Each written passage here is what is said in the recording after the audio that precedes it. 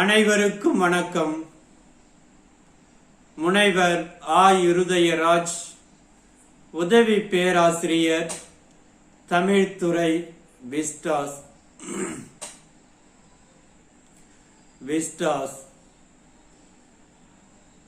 இன்றைய வகுப்பானது குறுந்தொகை பாடல் எண் 135 நாம் பார்க்க இருக்கின்றோம். இப்பாடலை பாடியவர் திணை, கூற்று, பாடலின் பொருள் என்ற 4 விதத்தில் பிரித்து பார்க்க இருக்கின்றோம். இப்பாடலை பாடியவர் குறுந்தொகை பாடல் எண் 135 பாடியவர் பாலை பாடிய பெருங்கடுங்கோ. பாடலின் ஆசிரியர், பாடலை இயற்றியவர் பாலை பாடிய பெருங்கடுங்கோ. இவருக்கு எவ்வாறு இந்த பெயர் வந்தது என்று பார்த்தால், பாலை திணையை இவர் அதிகமாக பாடியதால் பாலை பாடிய பெருங்கடுங்கோ என்று அழைக்கப்பட்டார். கடுங்கோ என்பது இவருடைய பெயர். கடுங்கோ, பாலை பாடிய பெருங்கடுங்கோ என்னும் இப்புலவர் சேர அரசராவார். இவர் எவ்வாறு சேர அரசர், சேர மன்னர் என்பதை உணர முடிகிறது என்று பார்த்தால்,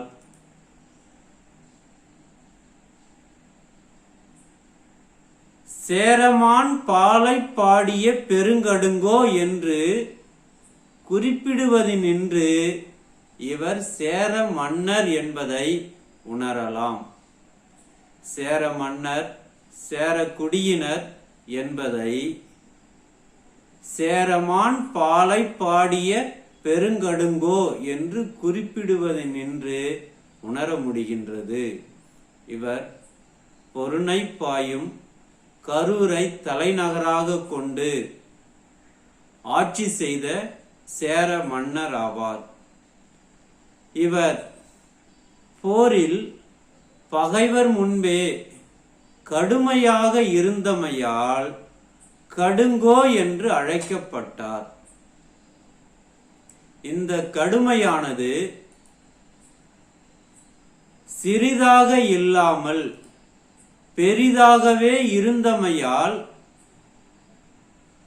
அக்கடுமையும் சிறிதாக இராமல்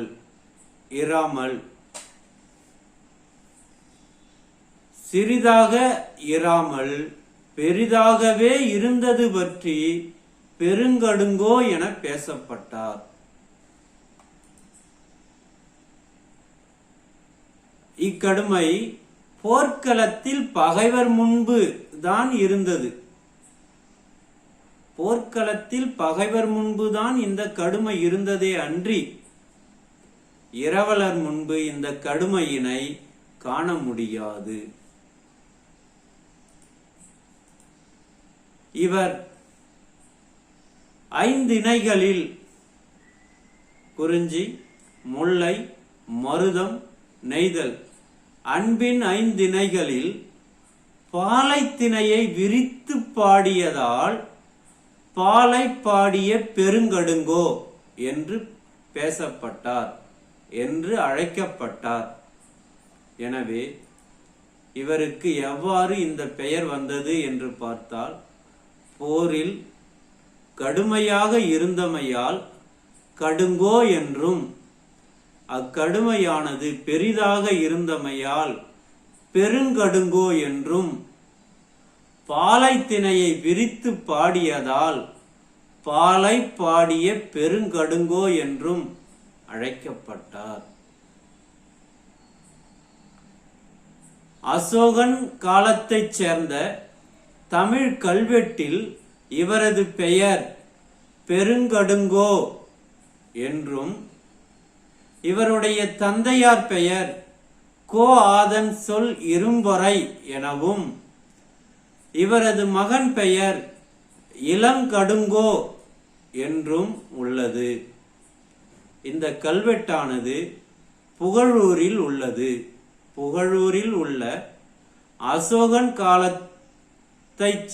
அசோகன் காலத்தைச் சேர்ந்த தமிழ் கல்வெட்டில் இவருடைய பெயர் இவ்வாறாக இருக்கின்றது. எனவே பெருங்கடுங்கோ என்பது இவருடைய பெயராக காணப்படுகின்றது. இவர் இலக்கியத்திற்கு ஆற்றிய பங்கு என்று சொல்லும் பொழுது இலக்கிய வாழ்க்கையும் பெருங்கடுங்கோவும் என்று பார்க்கும் பொழுது சங்க நூல் தொகுப்பில் இவரது பாடல்கள் 67 பாடல்கள் உள்ளன. இவற்றில் ஒன்று மட்டும் புறத்திணையை சார்ந்தது. அகப்பொருள் பாடல்களில் குறிஞ்சி பொருள் ஒன்றும் மருதப் பொருள் ஒன்றும் 64 பாடல்கள் பாலைத்திணை பாடல்களும் உள்ளன. பாலைத்திணையின் பழந்தமிழ் வரலாற்றை இவர் பாடல் வழி உணரலாம்.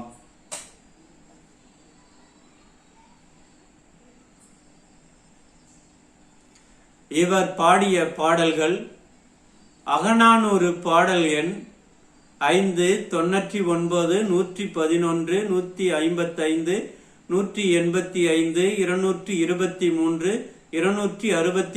267, 291, 313, 337,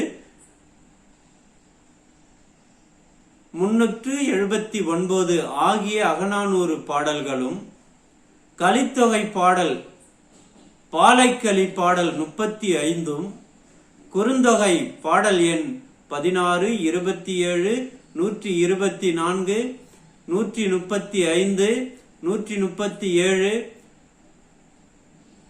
209, 231, 262, 283, 398 என்ற பாடல்களும் நற்றிணையில் 9, 48, 118, 202,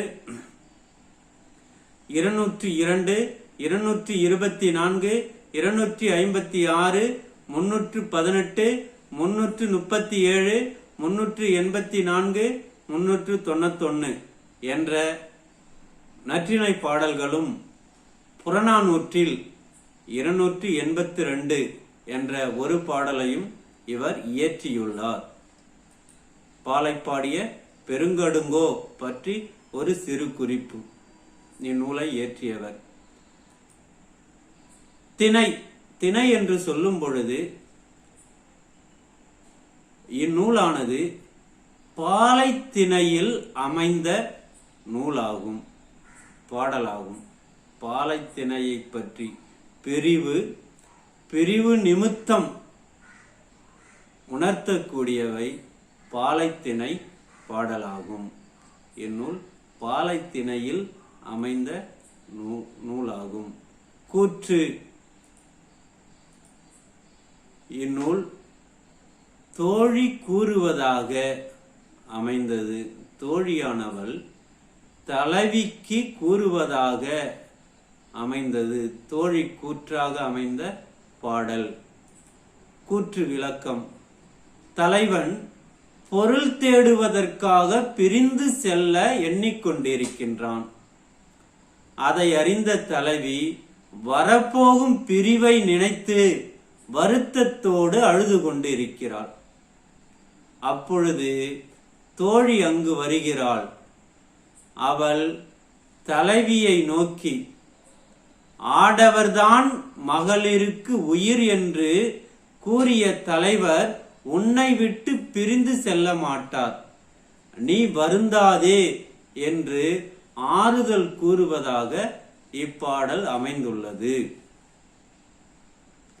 தோழியானவள் தலைவிக்கு ஆறுதல் கூறுவதாக அமைந்துள்ளது இப்பாடல். இப்பொழுது நாம் இந்த பாடலை பார்ப்போம்.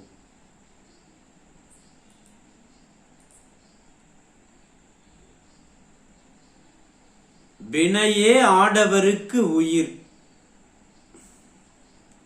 வினையே ஆடவருக்கு உயிரே வாணுதல். மனையுறை மகளிருக்கு ஆடவர் உயிரென நமக்குரைத்தோர் தாமே அழால் தோழி அழுங்குவார் செலவே என்ற 4 வரிகளை கொண்டதுதான் இப்பாடல். ஒரு அற்புதமான பாடல். வினையே ஆடவருக்கு உயிரே வாணுதல். மனையுறை மகளிருக்கு அவ்வாடவர் உயிர் என நமக்குரைத்தோர் தாமே, உரைத்தோரும் தாமே அழால் தோழி அழுங்குவார் செலவே. பாடலின் பொருள். ஒவ்வொரு வரிக்கும் என்ன பொருள் என்று பார்த்துவிட்டு ஒட்டுமொத்தமாக தொகுத்து பார்ப்போம். வினையே ஆடவருக்கு உயிர். தொழில், பணி செய்யுதல் என்பது ஆடவருக்கு கடமை, உயிராகும். வினை ஆடவருக்கு உயிர். வாணுதல், வான் ஒளி, ஒளி பொருந்திய, நுதல் நெற்றி, வாணுதல். மனையுறை, மனைனா இல்லம், இல்லத்தில் இருக்கக்கூடிய மகளிருக்கு மனையுறை. வாழ்நுதல், வாழ்னா நெற்றி, ஒளி, நுதல் நெற்றி. ஒளி பொருந்திய நெற்றியை உடைய இல்லத்தில் இருக்கக்கூடிய மனையுறை, இல்லத்தில் இருக்கக்கூடிய மகளிருக்கு, பெண்களுக்கு ஆடவர் உயிர், அவ்வாடவர் உயிர் என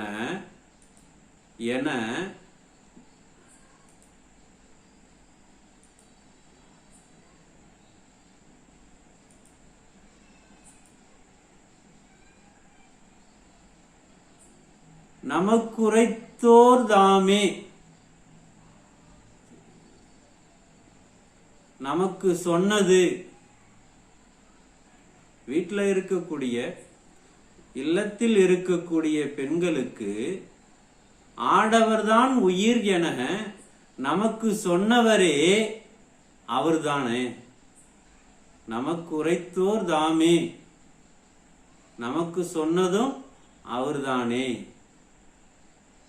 அப்புறம் எப்படி உன்னை விட்டு பிரிந்து போவார்? அதனால அழால் தோழி, அழால் அழாதே. அழுங்குவார் செலவே, அழுங்குதல் அப்படின்னா தாமதித்தல், செலவு. அப்ப செல்ல மாட்டார், செல்ல தாமதம் செய்வார்.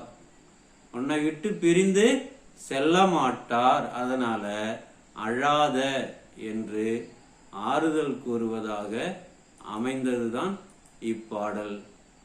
சரிங்களா? அனைவருக்கும் நன்றி.